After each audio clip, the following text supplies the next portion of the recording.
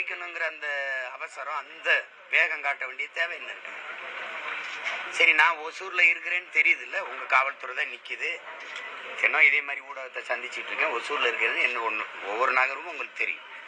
அப்ப நீங்க இங்கிருந்து பெங்களூர்ல போய் அவங்க வீட்டுல போய் அந்த அம்மா வீட்டுல போய் விசாரிச்சுக்கிட்டு வர நீங்க என்னை காவல் நிலையத்துக்கு வா வாங்குறீங்க. நீங்க இங்க வந்து விசாரிக்கலாம், இல்ல நான் வந்தவொடனே விசாரிக்கலாம், ஓடி போறது இல்லை.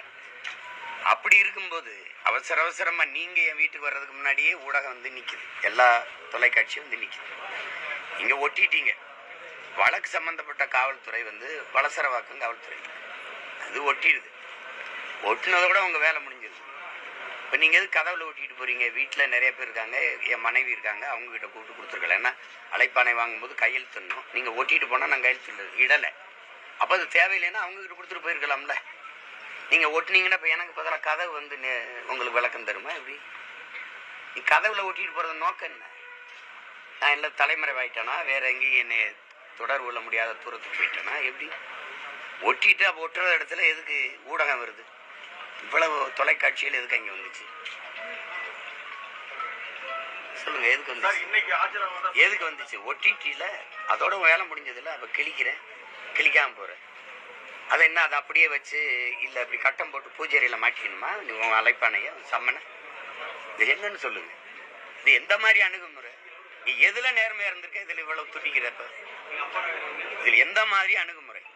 நான் வரலைன்னா தான் பரவாயில்ல, நான் வந்து ஏற்கனவே விளக்கம் அடிச்சிருக்கேன், மறுபடியும் வருவேன்றேன். எதுக்கு இவ்வளவு பதட்டம் அடைகிறீங்கிற? அதுக்கு அங்க இருக்கிறவங்களை அடிச்சு, எங்க வீட்டுல இருக்கிற பிள்ளைகள் யாரும் இப்படி, ஐயா எனக்கு அந்த ஓய்வு பெற்ற ராணுவ அதிகாரி இருக்காரு, அவரும் அவ்வளவு ரொம்ப நல்ல மனிதர், கண்ணியமான மனிதர். நீங்க தான் அடிச்சு போய் நீங்க வலசரவாக்கம் காவல் நிலையத்துல இருக்கிறதுக்கு நீலாங்கரை காவலர் வந்து உதவி ஆய்வாளர் வந்து அந்த ஆய்வாளர் வந்து அடிச்சு இழுத்துட்டு போக வேண்டிய அவசியம் இருக்கு? அடிச்சு இழுத்துட்டு போற அளவுக்கு என்ன குற்றம்? அதை கிழிச்சது தானே. அது அப்புறம் அப்படியே இருக்கணுமா? இல்ல ஆண்டாண்டு காலமா அந்த அந்த கதவுலயே இருக்கணுமா? அது அழைப்பானை நாம் படிக்கவா, நாட்டு மக்கள் படிக்கவா? சொல்லுங்க தம்பி, நீங்க என்ன, நீங்க ஒரு அதிகாரியா உங்ககிட்ட கேட்குறீங்க, அழைப்பானை நாம் படிக்க அனுப்புனீங்களா, கொண்டு வந்தீங்களா, இல்ல நாட்டு மக்கள் நாம் படிக்கணும்னு கொண்டு வந்தீங்களா? அதுக்கு அது அவ்வளவு பெரிய குற்றமா? அது கிழிச்சா அடிச்சு இழுத்துட்டு போய் நேர நீ காவல் நிலையத்தும் கொண்டு போல, வேற ஒரு இடத்துல ஒரு தடல்ல ஒடிச்சா அடிச்சு நீ போய் படுத்துக்கிட்ட. இது ஒரு வழக்கமா வச்சுக்கிறாங்க. எப்படின்னா இவங்க அடிச்சிருவாங்க, இவங்களுக்கு இவர் கையில கீறல் பட்டுருச்சா, நீ அடிச்சு காயம் பட்டதுல இவங்க எல்லாருமே என்ன நினைச்சுட்டு இருக்காங்கன்னா, 5 வருஷத்துக்கு ஒரு தடவை தேர்தல் வருது, பல முறை ஆட்சிகள் மாறுதுங்கிறத மறந்துட்டு இவங்களே அந்த நாற்காலியில் அப்படியே நிரந்தரமா பசையை போட்டு ஒட்டின மாதிரி நம்ம கீழே இறங்கவே போறது இல்லைங்கிற திமிரில் ஆடுற ஒரு ஆட்டம் இருக்குல்ல, அதுதான் அங்க அது கவனத்தில் வச்சுட்டு விளையாடணும். எல்லாம் விளையாடுறது. நீ பயப்படுறவனாவது ஒருத்தர் சொல்லுங்க. நீங்க இத்தனை வழக்கு போட்டிருக்கீங்க, ஒவ்வொரு வழக்குக்கும் வந்து நேர் நிக்கிற, நான் முடிஞ்ச நேரம் ஒரே நேரத்துல 4 அழைப்பானைனா எங்க போக முடியும்? ஒரு ஆள் தானே. வராம இருந்தா சொல்லலாம். இப்ப நீங்க எதுக்காக நீங்க இந்த வேலையை செய்யறீங்க? இன்னைக்கு ஒசூர்ல நான் இருக்கேன்னு சரி, இன்னைக்கு இருக்கிற நவீன உலகத்துல எனக்கு பகிரிலே அனுப்பியிருக்கலாம், உங்களுக்கு அழைப்பானை அனுப்பியிருக்கோம். எதுக்கு வீட்டுல போய் ஒட்டணும்? வீட்டுல யாருக்கான்னு கேட்டிருக்கலாம். என் மனைவி இருக்காங்க, என் மனைவி கொடுத்துருங்களா. அவங்க சட்டம் படிச்சவங்க, இந்திய குடிமை பணிக்கு தேர்வு எழுதி தேர்ச்சி பெற்றவங்க. நீங்க அவங்க கிட்ட கொண்டு கொடுத்துருக்கலாம்ல. நீ வந்து கதவுல ஒட்டிட்டு அதை கிழிச்சாங்கிறதுக்காக நீலாங்கரை காவலர் அந்த உதவி ஆய்வாளர் வந்து வேக வேகமா இதை வந்து அடிச்சு இழுத்துட்டு போக வேண்டிய தேவை என்ன இருக்கு? அவர் ஒட்டிட்டு போயிட்டாருல்ல, வலசரவாக்கு காவலர் ஒட்டிட்டு போயிட்டாரு, படிச்சிட்டோம்ல. இந்த மாதிரி ஒட்டிட்டு போயிட்டாங்கிற தகவல் எனக்கு வந்துருச்சு. அப்புறம் அது அதுக்கு அங்க படம் காட்டணுமா? அதை வரவங்களுக்குலாம் நோக்கம் என்ன? உடனே அதை நீ விசாரிச்ச நீதியை நிலைநாட்ட துடிக்கிற நீ.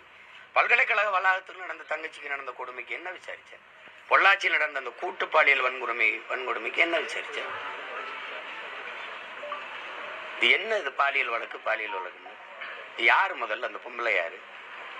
சொல்லிட்டா அது குற்றமாயிருமா? 1000 பேர் 1000 சொல்லலாம், விசாரிக்கணும்ல. விசாரிக்காம நீ உறுதி பண்ணிட்டு போயிட்டு இருந்தீங்கன்னா என்ன அர்த்தம்? என்னமோ வயசுக்கு வந்தோன்னா குச்சில் இருந்த புள்ள தூக்கிட்டு போய் அப்படி சோளக்காட்டில் வச்சு குண்டு கட்டா கற்பழிச்சு விட்ட மாதிரி கதறிட்டு இருக்கு எல்லாரும். என்ன உங்க மனநிலை என்ன? இதே சீமான்யா ஒரு சாதாரண இயக்குனர், அவருக்கு ஒன்றும் மதிப்பு இல்லை, படங்களும் இல்லை, வீட்டில் இருக்கிறேன், இந்த மாதிரி வழக்க நீ எடுத்து பேசுவியா? நீ ஒரு முழு அதிகாரமும் சேர்ந்து இதுக்கு சுத்துறிய. ஏன்னா என்னை பார்த்து நீ நடுங்கிட்ட, என்னை சமாளிக்க முடியல, என்ன செய்யறது தெரியல. நான் எடுத்து வைக்கிற கருத்துக்கு அரசியலுக்கு என்னோட மோதி ஜெயிக்க முடியல. அப்பப்போ ஒரு பொம்பளை கொண்டாந்து முன்னாடி நிறுத்துற தானே. வேற என்ன காரணம் சொல்லு? என்ன இதுல நடக்குது சொல்லு? என்னமோ அப்படியே கல்லூரியில படிச்சிருக்க பிள்ளைய நான் விருப்பமே இல்லாம கடத்திட்டு போய் கற்பழிச்சு விட்ட மாதிரி. என்னங்கடா உங்க நாடகம்? என்ன விளையாட்டு பண்றீங்க நாட்டுல? இதெல்லாம் என்னைய கேட்கறது எதுக்கு? பெரியார பத்தி பேச்சு இப்ப போய் எவ்வளவோ மக்கள் பிரச்சனை இருக்கு மகாராசா, எவ்வளவோ மக்கள் பிரச்சனை இருக்கு, அதெல்லாம் பேசல. எவ்வளவு திமிரோட இருக்கேன் பாரு. என்னை நீ சமாளிக்க முடியல, என்னை எதிர்த்து நின்று அரசியல் செய்ய முடியல. இவ்வளவு அதிகாரம், படை பலம், ஓட்டுக்கு காசு கொடுக்காம 10,000 ஓட்டு ஒரு தொகுதிக்கு வாங்க முடியுமா? வாங்க முடியுமா? எதுக்கு பெரிய கட்சி? உண்மையிலே பெரிய கட்சி நான் தான். நானா நீங்களானா நான் தான் பெரிய தலைவன். ₹1 காசு இல்ல, ஒரு பிள்ளைகளுக்கும் பின்புலம் இல்ல, எளிய பிள்ளைகள் நாங்க. ஒரு தொகுதிக்கு 20,000, 15,000, 28,000, 22,000 இப்படி வாக்க வாங்கி வச்சிருக்கோம். நீங்க நின்னு பாருங்க தனியா. 234 வேட்பாளர் போடுங்க பாப்போம். திமுக போடுங்க. இந்தியாவின் நம்பர் 1 முதல்வர் போடுங்க. 234 போடணும். ஆனால் தனியா போடணும். மனச்சான்றுக்கு விரதம்னா ₹1 நேர்மையாளர்கள் மாறி மாறி ஆட்சி செஞ்சிருக்கேன் உங்க அப்பா காலத்துல இருந்து. நீங்க உண்மையிலேயே மனச்சான்றுக்கு விரோதம் இல்லாம இந்த மண்ணுக்கு மக்களுக்கு நல்லது செஞ்சது உண்மையானால், சத்தியமானால் அதையே சொல்லி வாக்குக்கு காசு கொடுக்காம வாக்கு வாங்கி காட்டணும். என்னைய தாண்டி காட்டணும். இந்த எளிய மகனை நீ வென்று காட்டணும். நீங்களும் 234, நானும் 234. 26 தேர்தல கூட்டணி எதுவும் இருக்கக்கூடாது. உன் கருப்பு சிவப்பு கொடி என் தலைவன் ஏந்தி, என் பாட்டன் சோழன் ஏந்திய புலிக்கொடி. சண்டை போடுவோம். திராவிடரா தமிழரா போடுவோம். கருணாநிதி மகனா, பிரபாகரன் மகனா மோதுவன் களத்துல 2 பேர். மற்ற கட்சிகள் இருக்கட்டும், நம்ம 2 பேருக்கும் போட்டி நின்றுவோம். ஆனா வாக்கு காசு கொடுக்காது. நான் ஆட்சிக்கு வரல, எனக்கு சாதனைன்னு ஒன்னும் சொல்லிக்கிறல, நான் வந்தா செய்வேன் தான் என் மக்கள்கிட்ட சொல்ல முடியுது. நீ வந்திருக்கீங்க, செஞ்சிருக்கீங்கல்ல, சொல்லி கேளு. உங்களை மாதிரி உங்க அப்பா முதலமைச்சர் அப்படி நான் வந்தவன் இல்ல. சாதாரண விவசாயி மகன். எனக்கு ஒண்ணும் கிடையாது. மக்களிடம் இருந்து மக்களின் துயர துன்பங்களை சுமந்து மக்களுக்காக வந்த மகன்.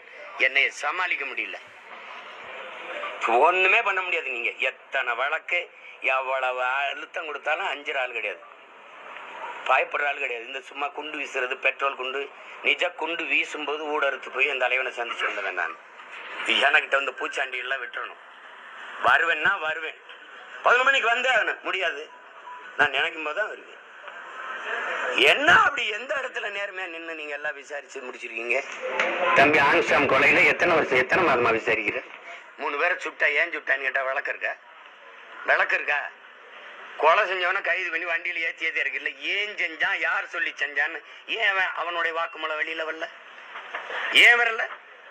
ஞானசேகரன் ஒரே ஆளுதான் அந்த பாலியல் அந்த குற்றச்செயலில் ஈடுபட்டாரா? அப்ப அந்த சாருக்கு, அந்த சார் அப்படிங்கிறது எந்த சார்? அப்போ உங்களுக்கு தேவைன்னா ஒண்ணு செய்வீங்க எதுல. ஆனா நீங்க எல்லாரும் கவனத்துல வச்சுக்கிறீங்க, இந்த அதிகாரம் நிலையானதுன்னு நினைச்சு வேலைகளை செய்யாது. காலச்சக்கரம் வரலாறுங்கும் சுழன்று கொண்டுதான் இருக்கு, பார்த்துக்கிறீங்க. அந்த காவல் ஆய்வாளர் பின்புலம் ராஜீவ்காந்தி படுகொலை எப்ப அவங்க தந்தை உயிரிழந்ததாகவும் அவருடைய மகன் தான் இவரு அப்படிங்கிற மாதிரி ஒரு பின்புலம் வெளியே இருக்கு. அதை எப்படி பாக்குறீங்க? இல்ல அதனாலதான்? அதெல்லாம் நான் பார்க்கல. அவர் எனக்கு தெரியும்.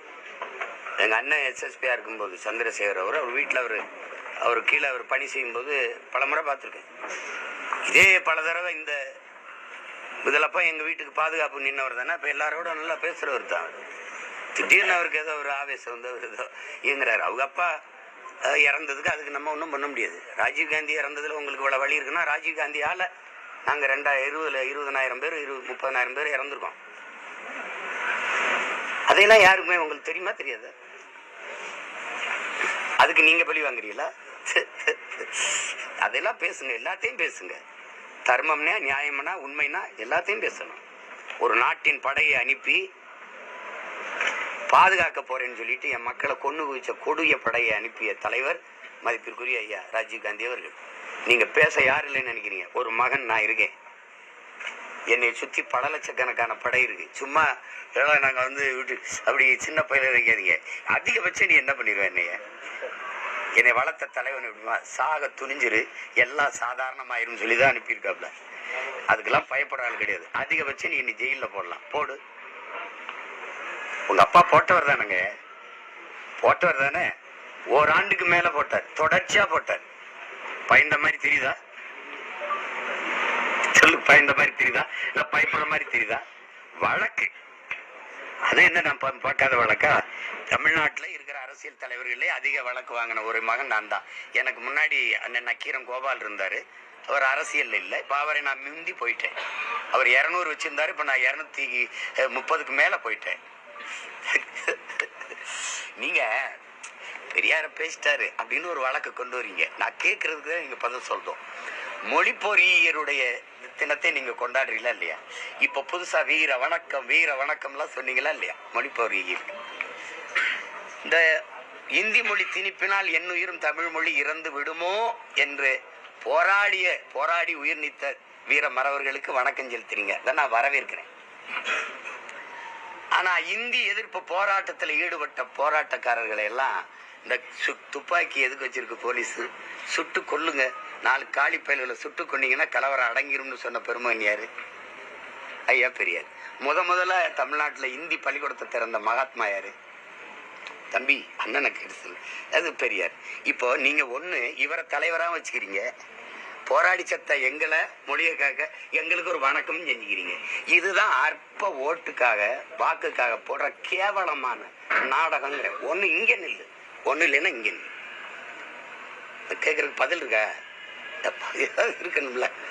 நீங்க மொழி அழிந்தால் இனம் அழிந்துருவீங்க. மொழி அழிந்தால் அப்புறம் கலை இலக்கியம் பண்பாடு அடையாளம்லாம் இனம் அழிஞ்சிட்டு அதுக்கப்புறம் இருந்தா என்ன இல்லைன்னா என்ன? மொழி அழிந்தால் கலை இலக்கியம் பண்பாடு அடையாளம் எல்லாம் அழிஞ்சிரும். அழிந்தால் இனம் அழிஞ்சிரும். அதான் கடைசி. அப்ப அந்த இனம் அழிஞ்சிரும் தெரியும்ல. இந்த மொழி சனியன், இதை விட்டு ஒழியுங்கள் அப்படின்னு சொன்னா அதை ஏற்கிறீங்களா எதுக்கிறீங்களா?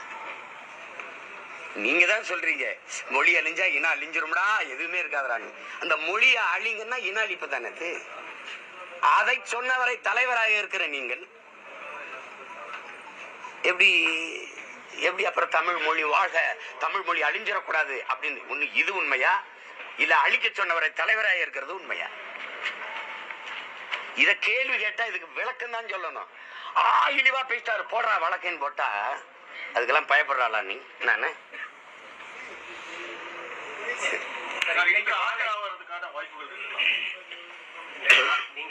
நீங்க எல்லாம் என்ன சரி ஆஜரா சரியில்ல?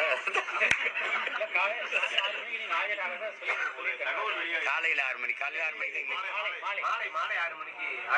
எனக்கு வசதியான நேரத்துலதான் நான் ஆஜராக முடியும்.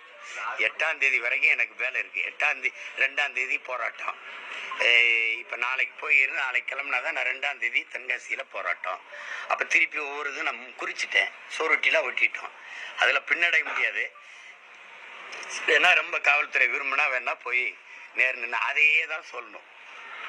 அப்ப அந்த காலத்துல என்ன நடந்ததுன்னா அப்படின்னா அதே கதை தான் சொல்லணும். இன்னைக்கு அதுக்கான வாய்ப்பு இருக்கா? வாய்ப்பு இருக்காப்பா? போவேன். போய் இப்ப கலந்தாய்வு முடிச்சுட்டு போய் இறங்கி முடிவிட்டு போவேன். இப்ப இது ரொம்ப ஆர்வப்படுறாங்கல்ல. காவல் நிலையம் போறோம். ஆமா, அவங்க என்ன அவ்வளவு மதிப்பில்லை. அந்த பொம்பளை கொடுத்த மரியாதை நமக்கு இல்லை நாட்டுல. ஏன்னா இது தேடி போய் வீட்டுல போய் அம்மா தாயே அப்படின்னு கேட்பாங்க. நம்ம அப்படி இல்லை, அப்படி இல்லை. அதனால நம்மளை காவல் நிலையத்துக்கு வர சொல்லிதான் விசாரிப்பாங்க. போவேன். போய் எப்படி நம்ம போய் இறங்க எப்படி 6:30 ஆயிரும், 6 மணி போல போவேன். உறுதியா போவேன். இன்னொன்னு உங்க பாலியல் குற்றச்சாட்டு வச்சு அந்த நடிகை உங்களை நேருக்கு நேர் சந்திக்க தயார். அததான் நானும் கூப்பிடுறேன், வர சொல்லுங்க அப்படின்னா. அவங்கள வர சொல்லிட்டு என்னை கூப்பிடணும். அவங்கள வர சொல்லிட்டுல கூப்பிடணும். சார், இப்ப 2 நாட்களுக்கு முன்பு கூட உங்க ஆட்கள் சந்திச்சுதான் அவங்க நேற்று சொல்லியிருக்காங்க. எங்க ஆட்கள் சந்திக்கணும் இல்லை, சந்திக்க வாங்கன்னு அவங்க கூப்பிட்டுருக்காங்க. அதுக்கப்புறம் அவங்க தொடர்புக்கே வரல. குறிப்பா 2 கோடி ரூபாய் வரை கொடுக்க தயார் அப்படிங்கிற மாதிரியான ஒரு செய்தி பரவுது. அவங்களுக்கு அந்த நடிகைக்கு அந்த வீடியோ சொல்லியிருக்காங்க. சொல்லிக்கிற வேண்டியது ஏதோ சொல்லிக்கிற வேண்டியதான். நீங்க திருமணம் ஆயிடுச்சு, 7 முறை கருக்கழிச்சிருச்சு அப்படிலாம் நீங்க பாத்தீங்கன்னா, ஒரு ஆண்டுக்குள்ள 7 முறை கருக்கழிச்ச சாதனையால நானா தான் இருப்பேன். அதுலயே சிறையில இருந்துகிட்டே கருவை கலைக்கிற ஆளு நானா தான் இருப்பேன். அதுக்கப்புறம் திருமணம் ஆயிடுச்சுன்னா நீங்க திருமணம் ஆனதுக்கான சான்றிதழை காட்டணும். முதல்ல நீங்க அளிச்ச புகார்ல எங்களுக்கு திருமணம் ஆயிடுச்சுன்னு சொல்லலையே, 2வது புகார்லயும் சொல்லலையே. திருமணமான அதுக்கான படங்கள் அதுக்கான இதெல்லாம் காட்டியிருக்கணும். அப்படின்னா எனக்கு திருமணம் ஆகும்போது அதை வெளியிட்டு தடுத்துருக்கணும். எங்களுக்கு திருமணம் ஆயிடுச்சுங்க, மறுபடியும் ஒரு திருமணம் ஆகலாம். இதுல இருந்து நீங்க இதையே யாருமே கேட்க மாட்டீங்க, என்கிட்ட கேட்குறீங்க. உங்களுக்கு இது ஒரு சுவாரஸ்ய கதையா இருக்குது, ரசிக்கும்படியான ஒரு கதை. அவங்க எங்களை சந்திச்சாங்க, அவங்களே ஆடியோ வெளியிட்டுறாங்க, அவங்களே வீடியோ. அப்ப நான் செய்யறத தப்புன்னு நினைக்கிறேன். அப்ப நானும் இனிமே ஒரு ஆடியோ வெளியிடுறேன். ஏங்க நீங்க தான் அவர் தராரு. அவங்க பல ரூபாய்களை, லட்சக்கணக்கான ரூபாய்கள் நகைகளை எனக்கு கொடுத்துட்டதா சொல்லிதான் சொல்றீங்க நீங்க. அப்புறம் நான் அவங்களுக்கு கொடுக்குறேன்னு சொல்றீங்க. நானே தெற்கோடியில நின்றுக்கிட்டு இருக்கேன், எனக்கு எங்கிட்ட 2 கோடி இருக்குது. 50,000 கொடுத்ததுன்றது உண்மையா இல்லை.